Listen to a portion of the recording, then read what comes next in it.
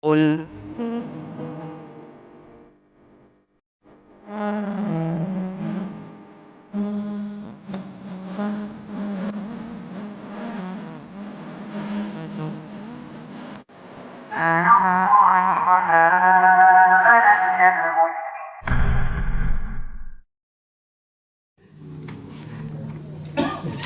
Bismillahirrahmanirrahim. Assalamualaikum warahmatullahi wabarakatuh.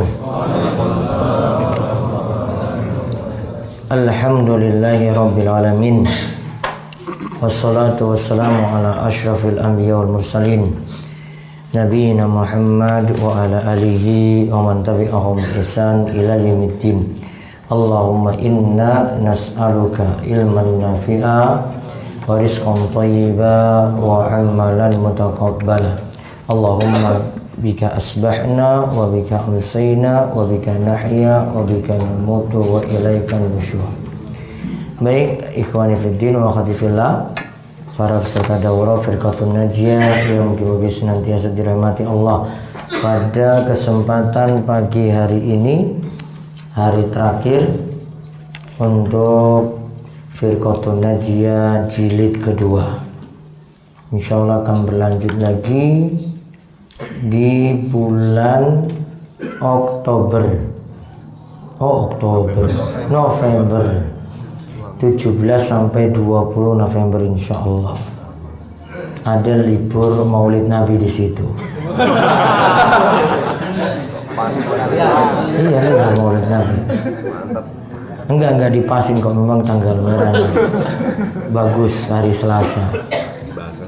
Jadi hari kejepit nasional juga. Mudah-mudahan selesai untuk pertemuan berikut. Daurah sekarang belum bisa selesai. Mudah-mudahan diberikan kelapangan rezeki, bisa hadir lagi. Dan yang belum menikah mudah-mudahan bisa menikah segera, hadir bawa pasangan. Yang belum bawa pasangan, sudah ada pasangan bisa dibawa.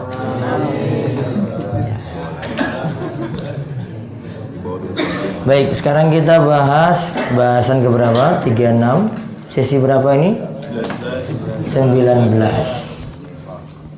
Kita bahas sesi 19, sikap nifaq. Nifaq akbar dan nanti nifaq asghar. Kita lihat terlebih dahulu pembahasan tentang nifaq atau kemunafikan. Kemarin sudah kita singgung apa standar biasa kalau untuk disebut munafik kapan? KTP-nya Islam namun tidak menjalankan sholat. Itu penilaian munafik atau tanda-tanda munafik di zaman dulu. Para ulama nilainya seperti itu. Nah, sekarang kita lihat nifak itu apa. Nifak nanti terbagi jadi dua, nifak besar dan nifak kecil. Kemunafikan besar dan kemunafikan kecil. Harap dengar baik-baik yang ngantuk ya. Jangan terlalu khusyuk. Segera nanti ambil air wudhu lagi biar dengarkan sempurna sampai jam 7. Kan sesi terakhir jangan sampai jam 7 ini. Kemudian jam 9 ujian penentuan lulus atau tidak. Ya kan? Apa standarnya kemarin, nilainya berapa? Di atas 70. Kalau di bawah 70 berarti sesat. Ulang makan lagi, enggak usah. 70 sufi. Bisa jadi masuk sufi, apa khawarij, bahaya nanti. Belajar baik-baik. Habis ini sarapan itu makan yang benar, terus belajar yang benar. Ya, biar selamat dari kesesatan. Bahaya loh ini. Jangan cuma mentingkan sarapan pagi aja terus mulai. Awas kalau ada yang pulang gak ikut ujian ya. Ujian dulu. Kan yang dekat ini bisa pulang itu. Nah itu, mau pulang kayaknya nanti. Ngurus manuk. Terus nifak, ayo dibahas. Nifaq ialah menampakkan perbuatan yang tidak sesuai dengan isi hatinya. Orang yang melakukan perbuatan nifaq disebut munafik. Nah, yang melakukan perbuatan nifak disebut munafik. Sama kemarin ya, yang melakukan perbuatan syirik disebut musyrik. Jadi nifak menampakkan perbuatan yang tidak sesuai dengan isi hatinya. Artinya yang lahir beda dengan yang batin. Yang ditampakkan beda dengan yang ada dalam isi hati. Itu dulu standarnya ya. Jadi secara umum nifak itu artinya apa? Yang lahir dengan yang batin itu berbeda. Yang nampak dengan yang ada dalam isi hatinya itu berbeda. Itu namanya munafik, orangnya munafik, sifatnya namanya nifak atau kemunafikan. Sekarang kita lihat dua macamnya. Nifaq terbagi menjadi dua, yaitu nifaq besar dan nifaq kecil. Nifak besar, akbar ya, dan nifak kecil, asghar. Nifak besar, nifak akbar, dan nifak kecil, nifak asghar. Terus Satu, nifaq besar, yaitu menampakkan keislaman dengan lisannya, tetapi sebenarnya hati dan jiwanya mengingkari. Yang termasuk perbuatan nifaq besar ialah mendustakan Rasulullah SAW dan ajaran beliau sama sekali, atau mendustakan sebagian dari seluruh ajaran yang dia sampaikan. Dua, membenci ajaran Rasulullah SAW atau membenci sebagian dari ajaran yang beliau sampaikan. Tiga, merasa senang dengan kekalahan Islam dan merasa benci dengan tersebar dan menangnya Islam. Orang yang melakukan perbuatan nifaq besar ini akan mendapatkan azab yang lebih berat dari orang-orang kafir, karena bahaya mereka adalah lebih besar. Allah berfirman, sesungguhnya orang-orang munafik itu akan ditempatkan di dasar neraka yang paling bawah. Quran Surat An-Nisa ayat 145. Karena itu di awal-awal surat Al-Baqarah Allah bercerita tentang orang-orang kafir hanya dengan 2 ayat, sedang tentang orang-orang munafik dengan 13 ayat. Kita menyaksikan orang-orang sufi yang notabene adalah orang-orang Islam. Mereka melaksanakan sholat dan puasa, tetapi sungguh mereka sangatlah berbahaya karena mereka merusak akidah umat Islam. Mereka membolehkan berdoa kepada selain Allah, padahal itu termasuk syirik besar. Mereka mempercayai bahwa Allah berada di mana-mana dan menafikan kalau Allah berada di atas arsy. Semua keyakinan mereka tersebut bertentangan dengan Al-Quran dan hadis sahih, sebagaimana telah dibicarakan pada bahasan sebelumnya. lihat. Nifak pertama, nifak apa? Besar. Nifak akbar. Ingat ya, kalau istilah sudah besar, ini berarti keluarkan dari Islam. Sama seperti kemarin, syirik kecil, syirik asghar dengan syirik akbar, syirik besar. Berarti konsekuensinya sama. Kalau nifak besar, keluarkan dari Islam. Ada 3 berarti. Ada syirik akbar, kufur akbar, ada nifak akbar. Kemudian ada syirik asghar, syirik kecil, kufur asghar, kufrun duna kufrin, terus ada nifak asghar. Nah, lihat, nifak besar yaitu menampakkan Islam dalam lisannya, tetapi sebenarnya hati dan jiwanya mengingkari. Hati dan jiwanya kufur, tidak menyetujui Islam, tidak beriman. Namun cuma nampak dalam lisan saja, cuma nampak dalam lahiriahnya untuk jaga aman saja. Dan nifaknya orang-orang munafik di masa Nabi SAW seperti itu juga ada. Mereka ada yang nampakkan Islam karena takut dengan Nabi SAW. Sholat ya sholat, namun jadi orang munafik. Namun jadi tiang munafik, jadi orang munafik. Lihat contohnya di sini. 1, mendustakan Rasulullah SAW, walaupun dia jalankan ajaran Rasul, atau mendustakan sebagiannya. Kalau yang kayak begini nomor 1 ini ada di zaman ini. Ya, sifat-sifat munafik kayak gini ada. Dia mendustakan sebagian ajaran, nggak setuju dengan jilbab, nggak setuju dengan syariat azan, nggak setuju dengan syariat sholat berjamaah, walaupun dia jalankan itu, walaupun dia suruh istrinya pakai jilbab, namun dia nggak setuju, dia dustakan. Ada juga yang kedua, membenci ajaran Rasulullah Shallallahu Alaihi Wasallam atau membenci sebagiannya. Ini juga masuk nifak akbar dan juga sudah termasuk pembatal keislaman. Ini masuk pembatal keislaman. Kalau baca tentang pembatal keislaman itu ada di kitab Syekh Muhammad bin Abdul Wahhab, Nawaqidul Islam. Pembatal keislaman ada 10. Terus yang ketiga, merasa senang dengan kekalahan Islam dan merasa benci dengan tersebar dan menangnya Islam.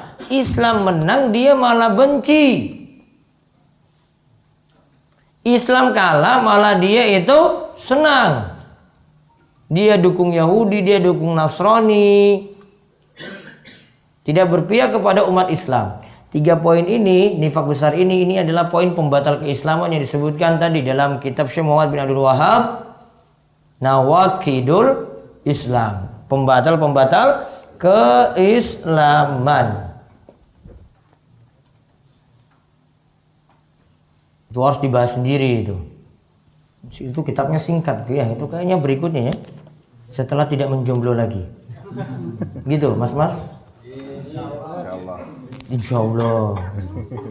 Orang yang melakukan perbuatan nifak besar ini mendapat azab yang lebih berat dari orang-orang kafir. Dicatat itu.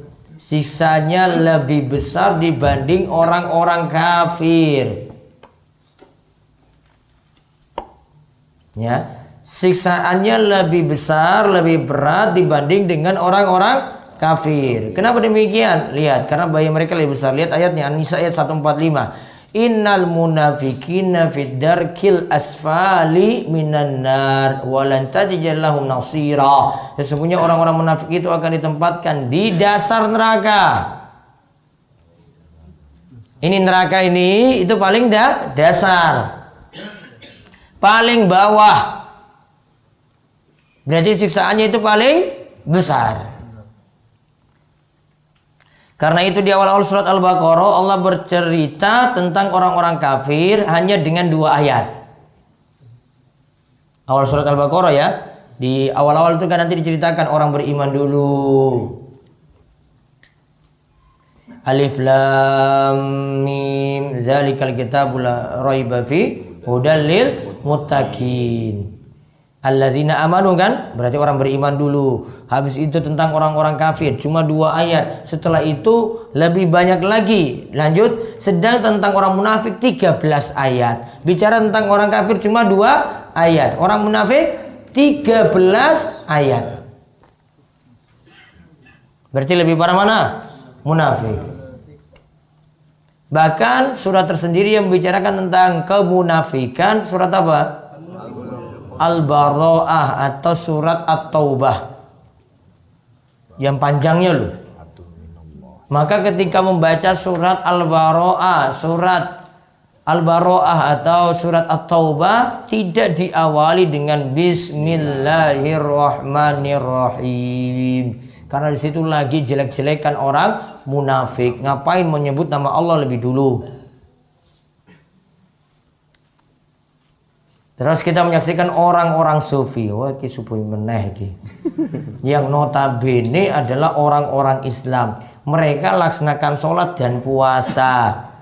Tetapi sungguh mereka sangatlah berbahaya karena mereka merusak akidah umat Islam. Mereka membolehkan berdoa kepada selain Allah, syirik besar. Mereka mempercayai bahwa Allah itu ada di mana-mana. Berarti yang keyakinannya Allah ada di mana-mana, keyakinannya orang mana? Sufi. Itu. Kalau nanti ada soal, nanti jawabannya Allah ada di mana-mana, oh berarti masih sufi kamu. Harus nyatakan Allah di atas sana. Sebagaimana Allah membenarkan seorang budak wanita itu menyatakan Allah di atas sana, di atas seluruh makhluknya. Semua keyakinan mereka tersebut bertentangan dengan Al-Quran dan hadis sahih. Maka Syekh Muhammad bin Jamil Zainu sebenarnya ingin menyinggung orang sufi itu sebenarnya masuk orang-orang munafik juga. Iya kan? Ngapain dia singgung di sini? Karena ngaku sebagai Islam namun malah merusak Islam. Yang melakukan syirik-syirik besar ya orang-orang sufi. Yang kubur-kuburnya itu dihias-hiasin bagus sekali, dijadikan tempat ibadah di situ bagus sekali tempat ibadahnya.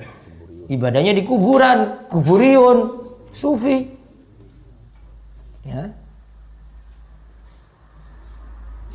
Jadi sufi itu benar-benar berbahaya. Sufi atau ajarannya itu tasawuf.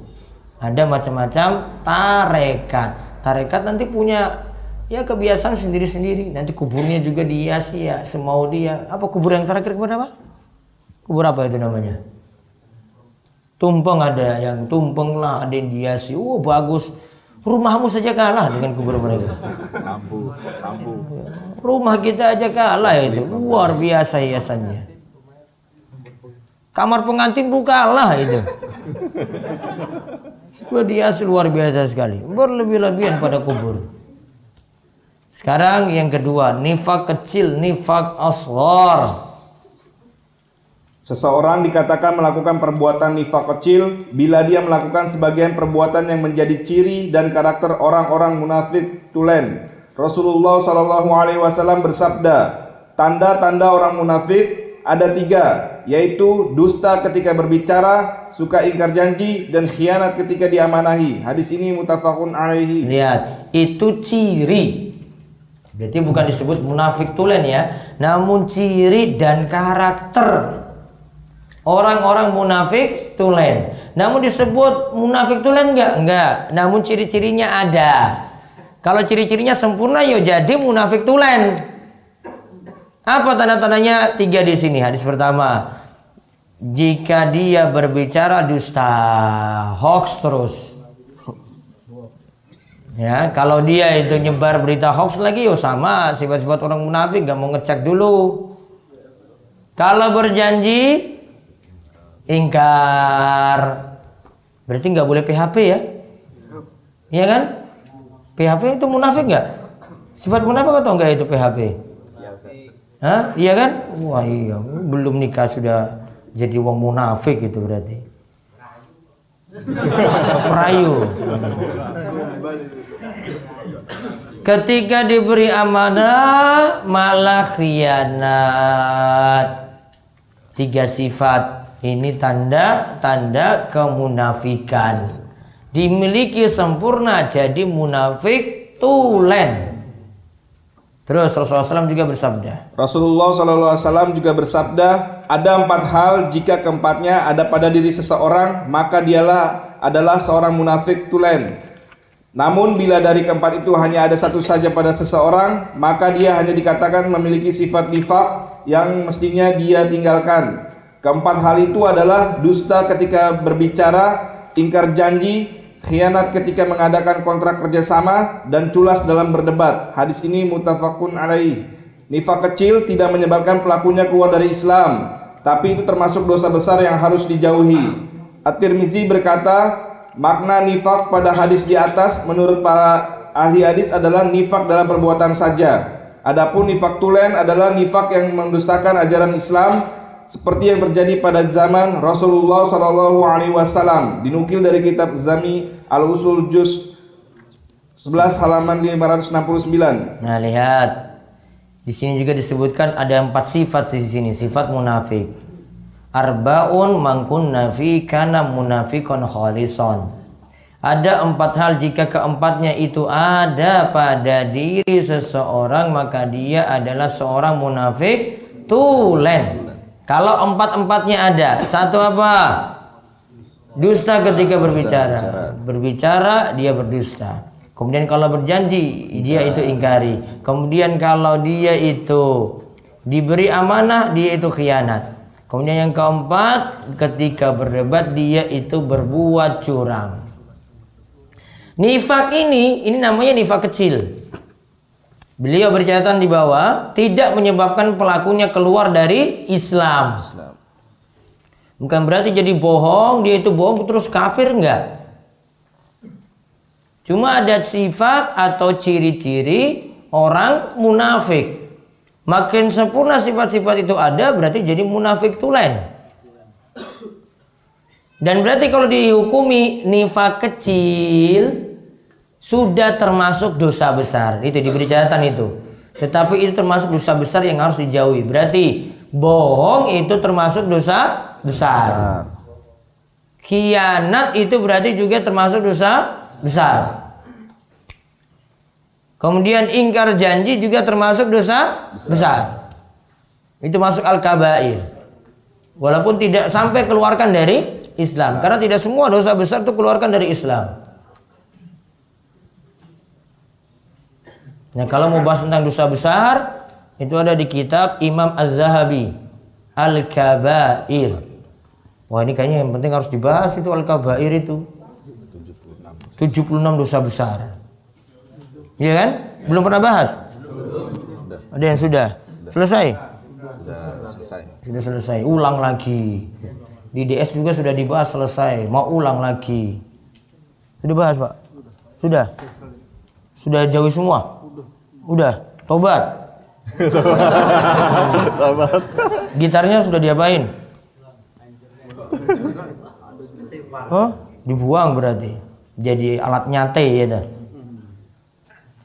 Terus nifak pada hadis di atas menurut para ahli hadis itu nifak dalam perbuatan, bukan nifak tulen.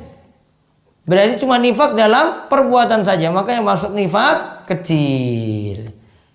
Dan ini beda dengan nifaknya orang-orang munafik di masa Rasul SAW yang mendustakan ajaran Rasul. Namun pura-pura Islam, nampak keislamannya, menampakkan keislamannya, namun sejatinya mereka mendustakan ajaran Rasul. Contoh misalnya di masa Rasul SAW, orang-orang munafik itu yang menyebar tuduhan Aisyah itu dituduh selingkuh,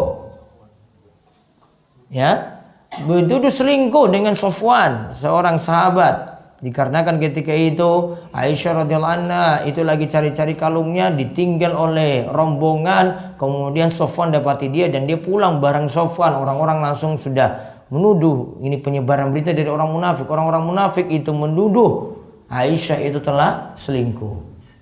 Siapa yang nyebar? Orang Islam juga yang ngaku Islam. Namun mereka sejatinya itu menghina istri Nabi SAW, menjelek-jelekan istri Nabi SAW. Mereka yang menyebar itu tadi, ya, bukan orang-orang yang berislam dengan benar, namun orang-orang yang memang sengaja menyerang Islam itu dari dalam. Nah, inilah sifat-sifat munafik, ya. Dan kita simpulkan berarti nifak ada dua, nifak akbar itu mengeluarkan dari Islam, nifak besar ya. Kemudian yang kedua nifak kecil, nifak asghar, tidak mengeluarkan dari Islam. Maka kalau disebutkan nanti, jika berkata dusta, jika berjanji ingkar, jika diberi amanat tidak menjalankan amanat atau khianat, masuk nifak apa? Kecil. Nifak asghar. Terus kalau nifak besar gimana? Mendustakan ajaran Rasul, membenci ajaran Rasul SAW. Kemudian juga tadi merasa senang dengan kekalahan Islam. Allahu a'lam. Break 1 menit.